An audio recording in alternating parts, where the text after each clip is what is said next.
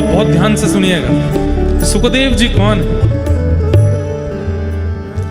तरुवर छांव तीर यमुना के सुआ बढ़ावत डोले।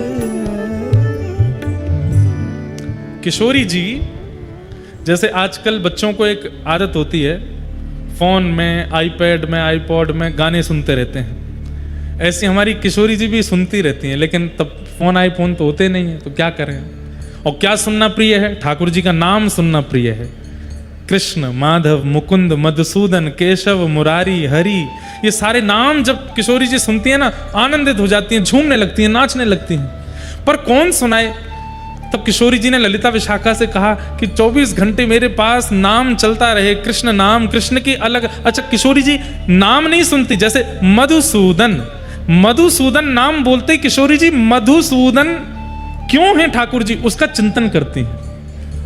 मुरारी क्यों है ठाकुर जी, उसका चिंतन करती हैं। गोपाल, तो जैसे ही गोपाल कहा तो गैया चराते हुए ठाकुर जी का चिंतन करने लगती हैं। गिरधारी, जैसे ही गिरधारी बोलते हैं तो गिरिराज धारण किए हुए ठाकुर जी का चिंतन करती हैं। किशोरी जी के नेत्रों से आंसू गिरते रहते हैं, ठाकुर जी का अनुभव अनुसरण करती रहती हैं। पर कोई ऐसा मिले जो 24 घंटा नाम सुनाता रहे, सोते उठते जागते खाते पीते हमेशा नाम चलता रहे। तब ललिता जी एक सुख पक्षी को लेकर के आई, एक तोता को, और कहा, हे श्यामाजू, जे तोता है और जाको एक स्वभाव है, कहा जे रट के सुनाई दे। तो एक दिना तो आप याकू रटाओ और अगले दिना पूरे दिना याते सुनो, ऐसा आप कर ले करो। किशोरी जी एक दिन तो पूरे नाम याद कराती हैं, तोता एक दिन में पूरा रट लेता है, अगले दिन किशोरी जी कुछ नहीं बोलती, वो तोता ही बोलता रहता है। कभी किशोरी जी कंधा पे आके बैठ जाता है, कभी किशोरी जी के सिर पे बैठ जाता है, कभी हाथ पे आके बैठ जाए, कभी कहीं विराज जाए, और उसके मुख से निकलने वाले नामों को सुनकर के किशोरी जी अति आनंदित होती हैं। तरुवर छांव तीर यमुना के सुआ पढ़ावत डोले। किशोरी जी तोता को पढ़ाती रहती हैं। एक दिन श्याम सुंदर आए, ठाकुर जी आए। जैसे ही ठाकुर जी आए, सब ने दंडवत प्रणाम किया, सब चमड़ डोरा रहे हैं, पंखा झल रहे हैं, कोई ठाकुर जी को बीड़ी पवा रहा है, कोई लड्डू पवा रहा है, सब सखियां ठाकुर जी को मनोहार कर रही हैं, सब वंदन कर रही हैं। और किशोरी जी सब सखियों को देख रही हैं कि ठाकुर जी की खातिरदारी में कोई कमी तो ना कर रो। तभी किशोरी जी की दृष्टि पड़ी उस तोते के ऊपर। सबने प्रणाम किया, पर उस सुख पक्षी ने प्रणाम नहीं किया, उस तोते ने वंदन नहीं किया। ठाकुर जी जब चले गए तब किशोरी जी ने उस तोते को बोला, सुनो इधर आओ। फिर से शुरू हो गया, मधुसूदन, मुरारी, मनोहरी, ठाकुर जी के मधुर मधुर नाम सुनाने लगा। बोले नाम मत सुनाओ, ये बताओ, श्याम सुंदर आए थे, सबने प्रणाम किया, तुमने प्रणाम क्यों नहीं किया? सुख पक्षी बोले, वो कौन थे जो आए थे? मैं तो नहीं जानता। अरे वो वही मदन मोहन जिनका तुम नाम बोलते हो। बोले कौन मदन मोहन? मुझे केवल नाम पता है, पर उसका अर्थ नहीं पता, और नाम ही को मैं जानता नहीं। किशोरी जी बोली, ओहो, तो जाने रट ली हो बस, जाने ना है। तब किशोरी जी बोली, हे सुख पक्षी, अब मैं तो को तभी स्वीकार करूंगी जब तू जितने नाम गावे, वह नाम गावे वाले नामी को पहचान करके आवेगो, वह के बारे में जान के आवेगो, परिपूर्ण रूप से उनकी पूरी जानकारी।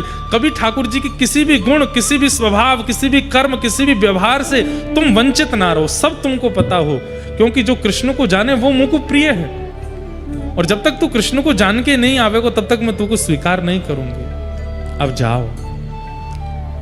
तब किशोरी जी उससे को व्याकुल हो गया, ललिता विशाखा जी के पास गया, किशोरी जी मुझ को दूर कर रही हैं, कोई कृपा करो ना। बोले कृपा का, जा करके ठाकुर जी को अनुसंधान करके आ, श्रवण करके आ, सत्संग करके आ, कौन है ठाकुर जी समझ के आ। तब उस सुख ने जाकर के घनघोर तपस्या की, और तब के कारण वही सुख जब अमर कथा सुना रहे हैं देवादिदेव महादेव पार्वती को, वहीं वो सुख पक्षी महादेव के ठीक पीछे प्रकट हुआ और पूरी कथा श्रवण कर रहा है। महादेव ठाकुर जी की एक एक लीला श्रवण करा रहे हैं। ठाकुर जी की बाल लीला सुनाई, गोवर्धन लीला सुनाई। जैसे ही रास लीला सुनाने लगे, रास लीला में रास का प्रसंग आते ही पार्वती जी इतनी उन्मत्त हो गई कथा में कि पार्वती जी को एक नियम दिया था क्या कि हर 20 मिनट, हर 20 सेकंड में ओम ओम ओम शब्द का उच्चारण करती रहना। क्यों? क्योंकि मैं नेत्र बंद करके कथा सुनाऊंगा, तुम सुन रही हो, इसका मुझे प्रमाण प्राप्त होता रहे।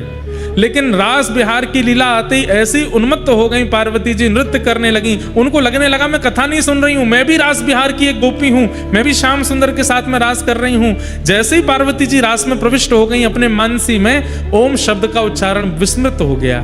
थोड़ी देर जब ओम का उच्चारण नहीं हुआ तो पीछे बैठे तोता ने मन में विचार किया, कथा विक्षिप्त हो जाएगी, कथा यहीं रुक जाएगी अगर ओम शब्द का उच्चारण नहीं हुआ। तो पार्वती जी के स्वर में उस सुख पक्षी ने ओम उच्चारण करना प्रारंभ किया। 7 दिन की कथा पूरी होते ही जैसे ही महादेव ने जय जयकार कराई, पार्वती जी के नेत्र खुले, नेत्र सजल हैं। महादेव बोले, देवी कथा संपन्न हुई। अरे अभी रास हुआ है, रास के बाद में क्या क्या लीलाएं हुई?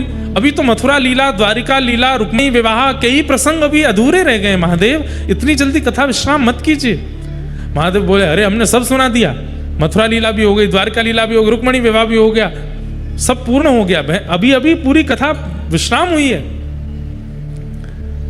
पार्वती जी बोली, पर मैं तो रास का ही चिंतन कर रही थी और रास में श्याम सुंदर मेरे साथ नृत्य कर रहे हैं, उसका अनुभव कर रही थी।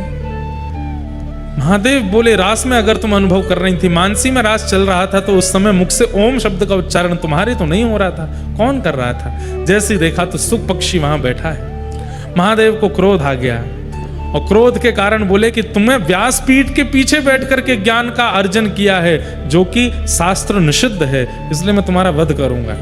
त्रिशूल लेकर के भागे। सुख पक्षी उड़ता हुआ हिमालय की कंदराओं में पीछे पीछे महादेव जा रहे हैं। तभी वह सुख पक्षी हिमालयों में उड़ता हुआ पहुंच गया कहां? बद्रिकाश्रम, जहां पर श्री वेदव्यास जी महाराज सरस्वती नदी के तट पर विराजमान हैं। वहीं उनकी पत्नी बिटिका मुख खोल करके जलपान कर रही थी। छोटे से सुख पक्षी ने तुरंत उनके मुख में से गर्भ में प्रवेश कर लिया और गर्भ में जाकर के विराजमान हुए। 12 वर्ष तक, 9 महीने नहीं, 12 वर्ष तक अपनी मैया के गर्भ में रहे। कौन? श्री शुकाचार्य जी। 7 दिन जो कथा में श्रवण किया वेद महादेव से, उसका केवल चिंतन करने लगे। 12 वर्ष बाद श्लोक स्फुटित होने लगे। जब वही शुकाचार्य जी अपने मुख से स्वर में श्लोक गाने लगे तो विटिका जी वेदव्यास जी के पास गई और बोली, मुझे ऐसा लगता है कि कभी कभी मेरे भीतर से कोई श्लोक उच्चारण कर रहा है। वेदव्यास जी महाराज ने दिव्य दृष्टि डाल करके देखा, अरे देवी, तुम्हारे गर्भ में साक्षात ठाकुर जी की यश कीर्ति को विश्व में फैलाने वाले श्री शुकाचार्य जी हैं। प्रार्थना की, हे गर्भ में विराजमान श्री सुखदेव जी, आप प्रकट होइए और मानव उद्धार कीजिए। सुखदेव जी बोले, मैं जन्म नहीं लूंगा। क्यों? संसार की माया बहुत विचित्र है, मुझे पकड़ लेगी, मैं संसार में नहीं आऊंगा। यदि ठाकुर जी आकर के मुझे आश्वासन दे देंगे कि संसार की माया मुझे नहीं सताएगी, तो ही मेरा अवतरण होगा। ठाकुर जी गर्भ में प्रकट हो गए और प्रकट होकर के कहा, हे सुखदेव जी, भूल गए, आपको किशोरी जी ने भेजा है मेरे बारे में संपूर्ण जानकारी अर्जन करना, और अर्जन करके सब में वितरित करने के लिए आप धराधाम पर आए हो। अपने कार्य की सिद्धि के लिए अब आप जन्म लो। तो वही श्री शुकाचार्य जी महाराज बिटिका मैया के गर्भ से प्रकट हुए। बोलो सुखदेव जी महाराज की जय। लेकिन जन्म लेते ही माता पिता को छोड़ करके चले गए। अब वेदव्यास जी महाराज ने जब भागवत संहिता का निर्माण किया, तब मन में विचार किया कि इस भागवत संहिता को ग्रहण करने की योग्यता इस पृथ्वी पर केवल सुखदेव जी में है, मेरे पुत्र में है। लेकिन वो तो निर्गुण निराकार ब्रह्म का ज्ञान कर रहे हैं, क्योंकि शंकर जी से कथा सुनी है ना। शंकर जी की कथा में भाव प्रधान है, सगुण साकार प्रधान है। लेकिन योगी से कथा सुनेंगे तो निर्गुण निराकार ही सिद्ध होगा। अब सगुण साकार की ओर इनको लाने के लिए तो इनको सगुण का दर्शन कराना पड़ेगा। निर्गुण निराकार का मतलब क्या है बंधुओं? जिसमें कोई गुण नहीं, जिसका कोई आकार नहीं, जिसकी कोई आकृति नहीं, केवल खाली, उसको निर्गुण निराकार ब्रह्म कहते हैं। जैसे आकाश, इसका कोई आकृति नहीं है, इसका कोई ओर छोड़ नहीं है, इसकी कोई नपाई नहीं है, इसकी कोई ऊंचाई नहीं है, ये निर्गुण निराकार है। लेकिन सगुण साकार क्या है? वंशी हाथ में लिए खड़े हैं, गिरिराज जी नख पे धारण किए खड़े हैं, शेष शैया पर पौड़े हुए हैं, शंख चक्र गदा पद्म धारण किए, ये सगुण साकार हैं। अब निर्गुण को सगुण साकार में लाने के लिए तो सगुण का दर्शन कराना पड़ेगा। तब वेद व्यास जी महाराज ने श्रीमद् भागवत जी के एक श्लोक का उच्चारण अपने समस्त शिष्यों से हिमालय की कंदराओं में करवाया। कौन सा श्लोक? वेणु गीत का श्लोक। वरहा पीणम नटवर वपु कर्णयो कर्णकारम विप्रदवासः कनक कपिसं वैजयन्तीं च मालां रन्ध्रान् वेणोऽधर सुधया पूरयन् गोपवृन्दैः वृन्दारण्यं स्वपदरमणं प्राविशद् गीत कीर्ति। जिन्होंने बरहा पीड़म यानी कि मोर मुकुट पहना है, कानों में कन्नेर के पुष्प पहने हैं, पीतांबरी पहनी है, अधर पर वेणु धारण कर रखी है, नासिका में मोती लटक रहा है, अजब सी गति से चल रहे हैं और जिनके चरण रखते ही वृंदावन की शोभा बढ़ती जा रही है। श्री राम कृष्ण चरण स्पर्श प्रमोद कहते हैं गिरिराज जी और वृंदावन में प्रकट हुए वृक्ष ये वृक्ष नहीं है, तो ठाकुर जी के चरण स्पर्श से वृंदावन के रोए खड़े हो गए हैं। वृंदावन इतना आनंदित हो गया कि उसके ऊपर वृक्ष वल्लरी आदि निकुंज सघन कुंज प्रकट हो गई हैं। जब इस श्लोक का गायन शुकाचार्य जी ने सुना तो निर्गुण निराकार ब्रह्म के बीच में नन्हे से गोपाल जी मोर मुकुट पहन करके वंशी वादन करते हुए, नृत्य करते हुए, आनंद करते हुए वहां प्रकट हो गए। अब तो सुखदेव जी महाराज व्याकुल हो गए, दौड़ करके उन बच्चों के पास में गए और कहा, तुम जिस श्लोक में जिस बालक का वर्णन कर रहे हो, ये बालक कहाँ है? ये मोर मुकुट पहनने वाला, ऐसी चाल चलने वाला, पीतांबरी पहनने वाला, ये बालक कौन है? किसका बेटा है? और ये कहाँ मिलेगा? जब से मैंने इसका चिंतन किया है मेरा चित्त मानो जैसे इसने हरण कर लिया, मैं इससे मिलना चाहता हूं।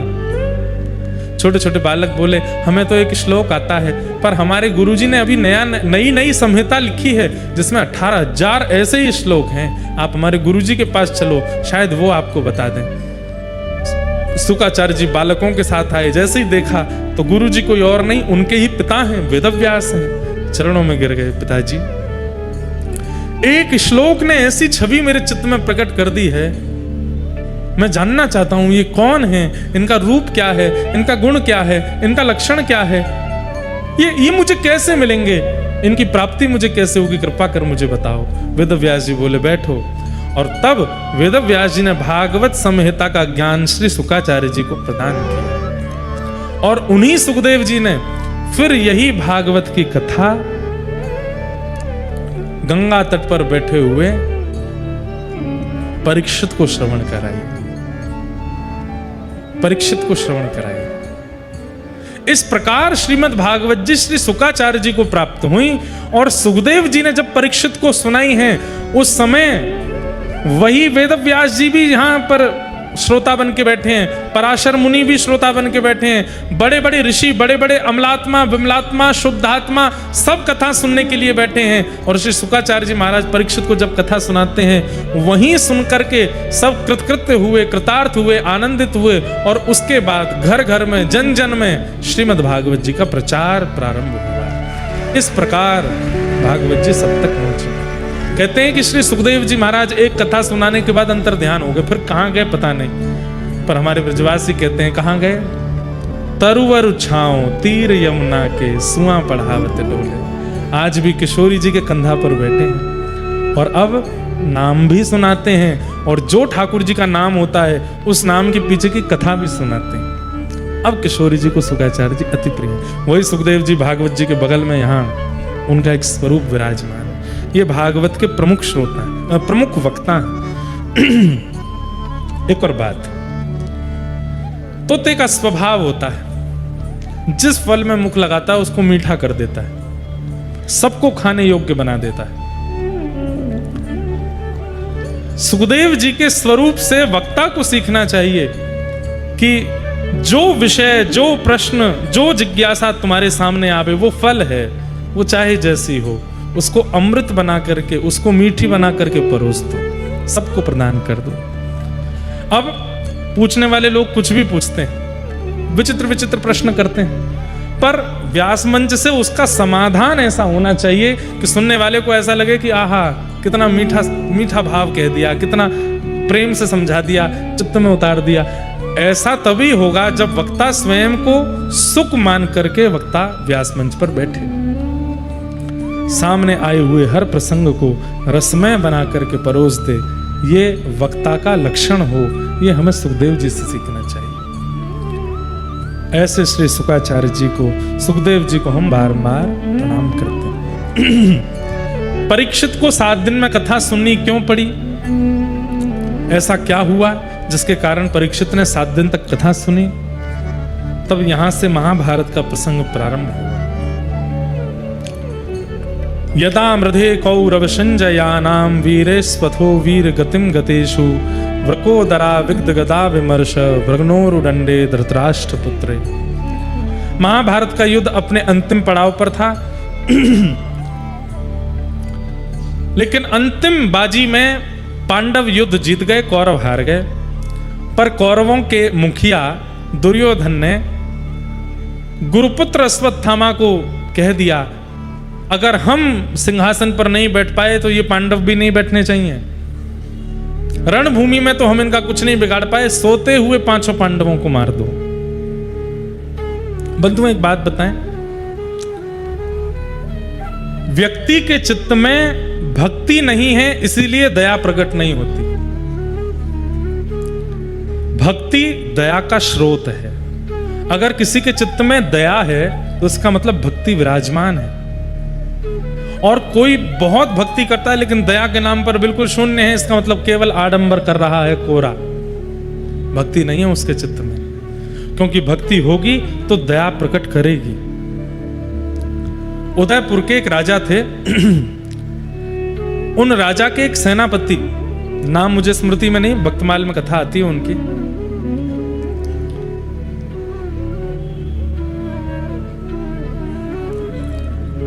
उनको राजा ने एक ऐसी जमीन दे रखी थी जिस जमीन से कम उस काल में 2 लाख रुपया साल भर में इकट्ठा होता था, और उससे वो संत सेवा, भक्तों की सेवा आदि करते थे।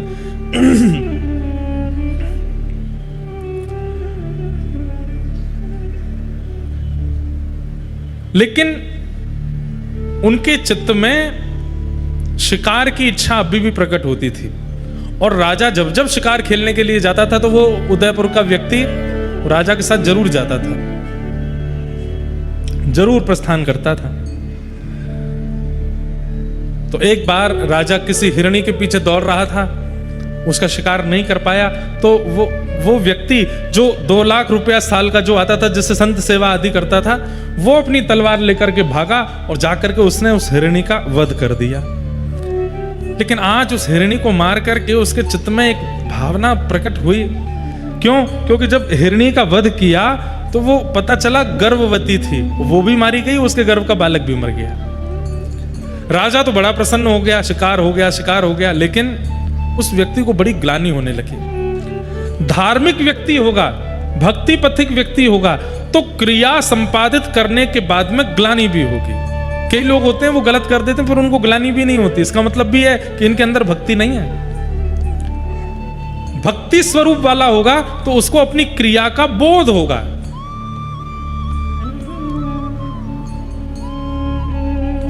एक प्रकार से मैं कह दूं, अपने पूर्व के किए हुए कर्मों की ग्लानि होना इस बात का प्रमाण है कि ठाकुर जी ने अवसर दिया है कि अब चाहो तो आप बदल सकते हो, अब चाहो तो आप सुधर सकते हो, क्योंकि ग्लानि हो रही है चित्त में। पर ग्लानि के बाद में रोते रहना, बिल्कुल निर्बल हो जाना, ये मैंने क्या कर दिया, बस उसी चिंतन में ही पूरा समय व्यतीत करना, वो प्रिय नहीं है ठाकुर जी को। ठाकुर जी कहते हैं आज ग्लानि हुई, कल से ही उस पर काम करना शुरू करो, मैंने जो किया अब मैं दोबारा नहीं करूंगा, इसका प्रायश्चित जो होगा वो करूंगा। उससे ठाकुर जी प्रसन्न रहते हैं। पर ग्लानि से महीनों तक, आजकल क्या होता है, ये डिप्रेशन पहले नहीं होता था, अब होने लगा। क्यों?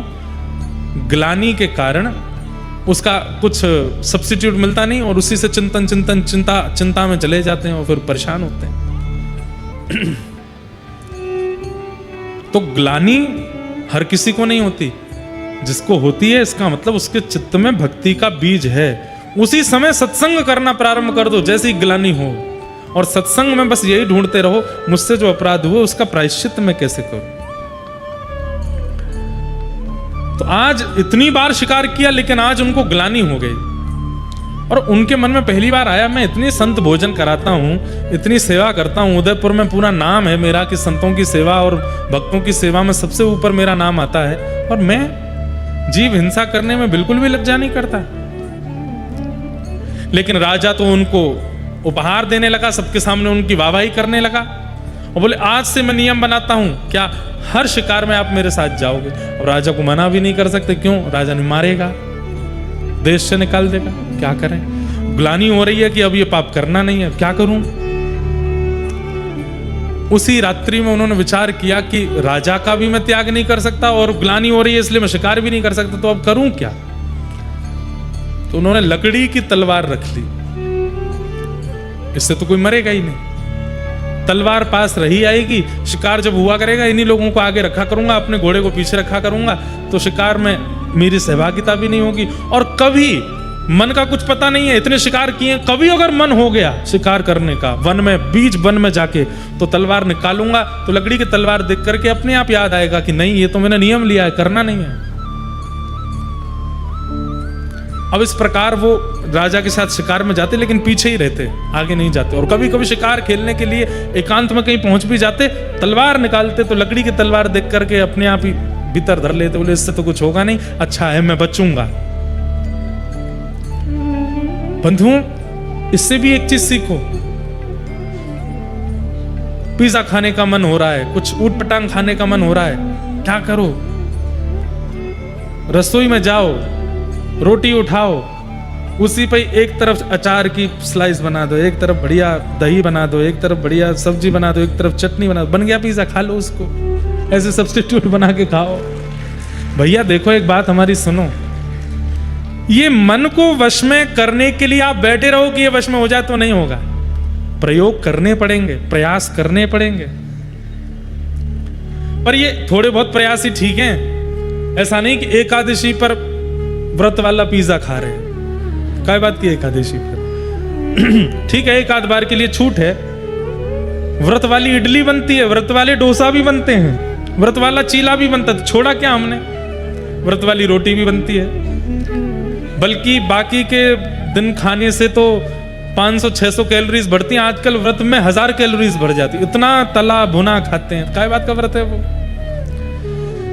तो कहीं कहीं सब्स्टिट्यूट्स बना लीजिए कि आपकी कोई बुरी आदत है और आपको पता है कि मैं इसको छोड़ नहीं पाऊंगा, तो इसका एक सब्स्टिट्यूट रखो और वो ऐसा बनाओ कि उससे हानि भी ना हो और वो आदत भी धीरे धीरे छूट जाए।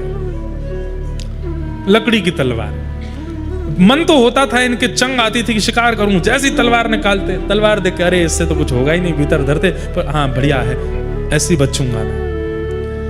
धीरे धीरे धीरे इनकी इच्छा समाप्त होने लगी, धीरे धीरे धीरे इनका मन समाप्त होने लगा। देखो मन क्या है पता है, मन इच्छा प्रकट करता है और जैसे ही आप उस इच्छा को पूरा कर देते हैं ना तो मन हंसता है, बन गया मेरा गुलाम, अब मैं जो चाहता हूं वही करता है, चल अब अगली बार ये वाली इच्छा पूरी कर, फिर वो पूरी करा देते हो और खुश होता है। आप जितनी इच्छा मन की पूरी करते हैं मन उतना बलवान होता चला जाता है। लेकिन जैसे ही मन ने इच्छा प्रकट की और आप पूरी नहीं करते तो मन क्रेविंग्स कराता है, आंखों को, कानों को, जीभ को, हाथ को, सब फड़फड़ाएंगे, करवाओ करवाओ करवाओ। जिद्दी हो गया ना, छोटे बालक को जो चाहो देते रहो तो जिद्दी हो जाता है। कभी कहेगा बंदूक दिलाओ, मना कर दोगे नहीं दिलानी तो सिर पटकेगा, रोएगा, गिरेगा, चिल्लाएगा, चीखेगा। जिद्दी बालक हो जाते हैं, जिनकी इच्छाएं बहुत पूरी की गई हैं वो जिद्दी हो जाते हैं। ऐसे ही मन भी जिद्दी हो जाता है, और जब जिद्दी हो जाता है तो बीड़ी पीने वाले, तंबाकू खाने वाले, सिगरेट पीने वाले, उनकी क्रेविंग कैसी होती है, अगर नहीं दो तो ऐसे हो जाते हैं कि अब बस प्राण ही निकल जाएंगे। रोटी मत दो, पानी मत दो, लेकिन वो दे दो। होना जाना कुछ नहीं है, पर मन इतना आदी हो चुका है, इतनी इच्छा पूरी कर दी है मन की कि अब मन वश में रहता नहीं। इसलिए क्या करो, मन इच्छा प्रकट करे, उस इच्छा को पूरी मत करो, चाहे कैसे भी करके हाथ पांव बांध करके अपने आप को रोक लो। एक बार प्रयास करके देखिए, विकट इच्छा प्रकट हुई है और आप उस इच्छा को पूरी ही मत करो, मन को क्या संकेत पहुंच जाएगा, अब ये व्यक्ति मेरे हाथ में नहीं है, अब ये मेरा दास नहीं है, मेरा गुलाम नहीं है। धीरे धीरे धीरे धीरे मन इच्छा प्रकट करनी ही बंद कर देगा, फिर वो इच्छा ही नहीं करेगा।